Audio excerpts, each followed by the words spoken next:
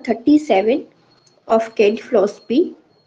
Chapter name is difficult and incurable diseases and palliation. ठीक है, इसमें हम लोग क्या पढ़ेंगे कि जो डिफिकल्ट एंड इनकरेबल जो डिसीजेस होती है उनको टू पार्ट्स में डिवाइड किया गया है। एक तो डिफिकल्ट डिसीजेस क्या होती है और इनक्वेरेबल डिसीजेस क्या होती है। ठीक है, तो सबसे पहले हम लोग देखेंगे क्या डिफिकल्ट डिसीजेस। तो जो डिफिकल्ट डिसीजेस होते हैं इनका तीन टाइप्स होते हैं, मतलब तीन पार्ट में इसको डिवाइड किया गया है। First one is a one sided diseases, second one is a alternating diseases and third one is a mixed miasmatic disease। ठीक है, और जो इनक्योरेबल डिसीजेस होती है उनको टू पार्ट्स में डिवाइड किया गया है, एट्रोजेनिक डिसीजेस या आर्टिफिशियल क्रॉनिक डिसीजेस। ठीक है, second one is a disease with जिनकी इरिवर्सिबल पैथोलॉजिकल चेंजेस देखने को मिलते हैं। तो चलो स्टार्ट करते हैं डिफिकल्ट डिसीजेस। तो जो डिफिकल्ट डिसीजेस होती हैं लाइक वन साइडेड डिसीज। ठीक, तो वन साइडेड डिसीजेस क्या होती है, ये भी क्रॉनिक डिसीज है जिसमें एक या दो प्रिंसिपल सिम्टम्स हो जो अदर सिम्टम्स को ऑब्सक्योर कर दे। अब जब एक या दो सिम्टम्स ही हमें प्रोमिनेंट देखने को मिलेगा तो हमें डिफिकल्टी होगी पेशेंट को क्योर करने के लिए, hence they are less amenable to cure. ऐसी क्रॉनिक डिसीजेस जिनके फ्यू सिम्टम्स देखने को मिल रहे हैं that is a one sided diseases. ठीक है, और इनका टोटल ट्यूब का कंस्ट्रक्ट करना काफी डिफिकल्ट हो जाती है, डिफिकल्ट होते हैं इनको क्योर करने के लिए। एफोरिज्म 172 और 173 ये वन साइडेड डिसीज की डेफिनेशंस के बारे में बताते हैं। अगर हम वन साइडेड डिसीज का एफोरिज्म देखें तो that is a given in 172 to 184। ठीक, types of one sided diseases. तो types of one sided disease में अगर हम पढ़े तो क्या होती है, वन साइडेड डिसीज जिनकी इंटरनल कंप्लेंट होती है और वन साइडेड डिसीज जिनकी एक्सटर्नल कंप्लेंट्स होती है। One sided disease internal complaints ऐसी डिसीजेस जहां हमें इंटरनल सिम्टम्स देखने को मिल रहे हो। ठीक है, या मोस्टली इंटरनल पार्ट्स अफेक्ट हो। ये भी अगेन टू टाइप्स की हो, ऐसी डिसीज जिनकी फिजिकल सिम्टम्स हो या ऐसी डिसीज जिनके मेंटल सिम्टम्स हो।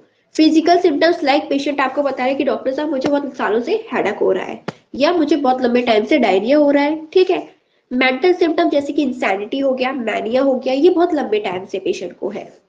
सेकेंड टाइप इसका क्या था, one sided disease with external complaint, इसको लोकल मैलेडीज भी बोलते हैं।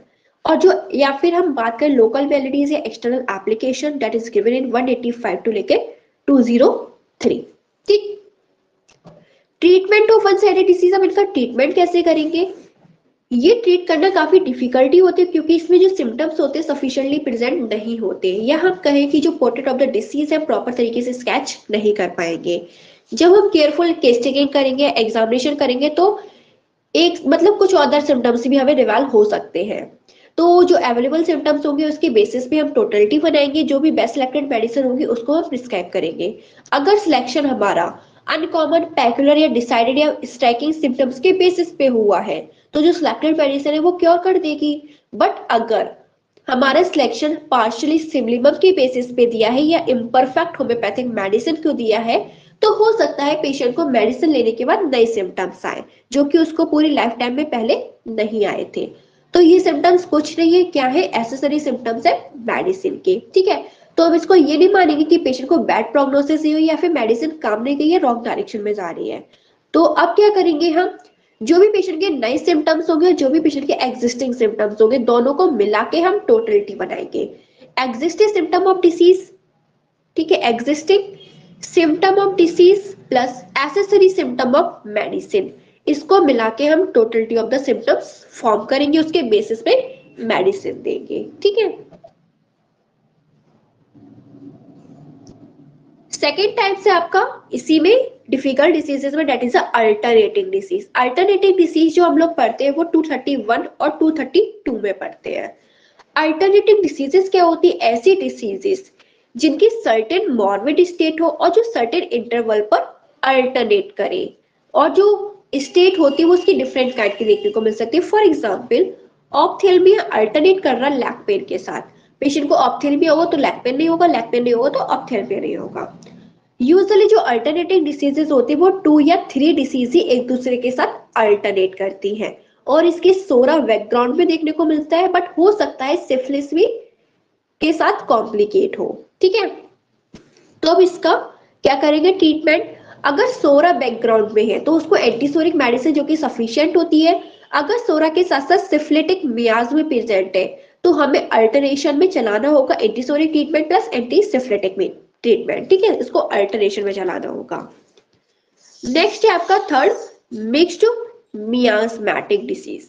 अब ये जो मिक्स्ड मियास्मेटिक डिसीज क्या होती है, यहाँ जो मियाज्म होते हैं वो कॉम्बिनेशंस में देखने को मिलते हैं या फिर कॉम्प्लिकेटेड केसेस। जो मोस्ट कॉम्प्लिकेटेड पैथोलॉजिकल स्टेट होती है वो मिक्स्ड मियाज्म की वजह से होती है, जैसे कि फॉर एग्जांपल कैंसर, सोरियासिस।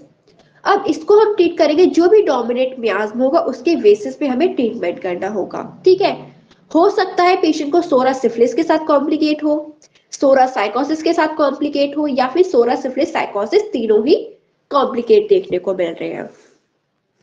तो जो सोरा और सिफिलिस कॉम्प्लिकेट होता है तो उसको हम एक और चीज बोलते हैं सीरोसोरा या ट्यूबरकुलर मियाज्म। ठीक है, तो इसमें क्या करना होगा, एंटीसोरिक ट्रीटमेंट होगा डोमिनेट सिम्टम ऑफ सोरा के बेसिस पे।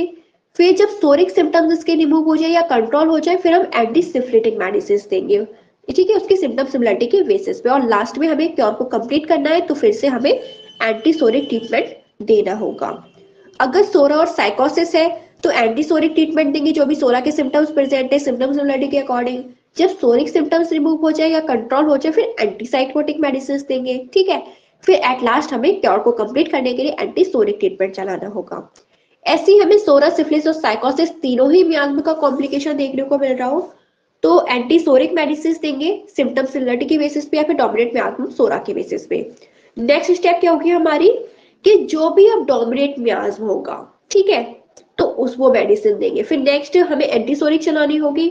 फिर जो भी रिमेनिंग सिम्टम्स होंगे साइकोसिस या सिफिलिस के वो हमें चलाने होंगे। ठीक है, एट द एंड हमें एंटीसोरिक ट्रीटमेंट देना होता है क्योर को कंप्लीट करने के लिए। नेक्स्ट आपका जो टाइप था डिफिकल्ट या इनक्योरेबल डिसीजेस में, अब हम बात करें इनक्योरेबल डिसीजेस। ठीक है, डिफिकल्ट डिसीज आपकी कंप्लीट हो गई है, अब हो रही है इनक्योरेबल डिसीजेस।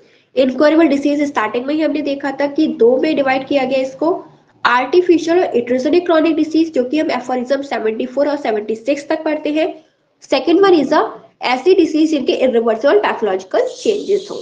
ठीक है, तो आर्टिफिशियल इट्रोजेनिक क्रॉनिक डिसीज क्या होती है, ये मोस्ट इनक्वेरेबल डिसीज है, मोस्ट इनक्वेरेबल डिसीजेस। और कैसे रिजल्ट होते हैं, मतलब इसका कैसा फॉर्मेशन होता है, जब बंदा काफी लंबे टाइम से एलोपैथिक हीरोइक मेडिसिन ले, वो भी लार्ज या एवर इंक्रीजिंग डोजेस में। ठीक है, तो वो होता है। और ये जो डेवलप होगा ये आर्टिफिशियली प्रोड्यूस होगा जब हम वायलेंट एक्शन होता है मेडिसिन का, तो जिसकी वजह से आर्टिफिशियल क्रॉनिक डिसीज फॉर्म होती है। जैसे कि फॉर एग्जांपल मरकरी के लास्ट डोजेस दे रहे हैं, सिल्वर प्रिपरेशंस दे रहे हैं, परगेटिव्स, लीचेस, इसूस, सैटर्न। ठीक है, तो ये क्या करता है कि वाइटल एनर्जी जो होती है ऑर्गेनिज्म की उसकी पूरी तरीके से डिरेंज कर देता है। तो अपने आप को बचाने के लिए वाइटल फोर्स क्या करेगा, सम पार्ट्स जो होंगे वाइटल फोर्स के या वाइटलिटी के वो सेक्रीफाइस कर जाएंगे। ठीक है, इसके फुटनोट जो 74 का फुटनोट है, हैनिमैन सेनेब्रोसी जो ट्रीटमेंट होता है उसको भी ये कहा है कि इरेशनल इनएप्रोप्रिएट होम्योपैथिक मेथड है। उन्होंने काफी ज्यादा क्रिटिसाइज भी किया ब्लड लेटिंग मैन्युफैक्चर्स के मेथड को। ठीक है, तो ये कंडीशंस होती है आपकी आर्टिफिशियल क्रॉनिक डिसीजेस की। अगर वाइटलिटी प्रॉपर तरीके से डिरेंज नहीं है, मतलब इतनी ज्यादा डिरेंज नहीं हुई है, पैथोलॉजी इतनी ज्यादा एडवांस नहीं हुई है, तो पेशेंट ठीक हो सकता है। ठीक, नेक्स्ट है आपका सेकेंड इसी में ही डिसीज, ऐसी डिसीज जिनके इरिवर्सिबल पैथोलॉजिकल चेंजेस हो। अब इरिवर्सिबल पैथोलॉजिकल चेंजेस तो हमारे पास केवल एंड केवल एकमात्र तरीका बचता है पैलिएटिव ट्रीटमेंट। और पैलिएटिव जो ट्रीटमेंट हमें चलाना होगा वो लो पोटेंसी से चलाना होगा। ठीक है, आपकी पहली चॉइस अगर देनी है सिम्टम सिमिलरिटी के बेसिस पे तो पैलिएटिव ट्रीटमेंट होगा पहली बात, और जो स्टार्ट करोगे आप लोग लो पोटेंसी से स्टार्ट करोगे। ठीक है, जो भी प्रेजेंटिंग कंप्लेंट्स होंगी उसके बेसिस पे ट्रीटमेंट दिया जाएगा। और आपको पता है कि क्योर इस केसेस में नहीं हो सकता है, मुश्किल होता है, पॉसिबल ही नहीं है।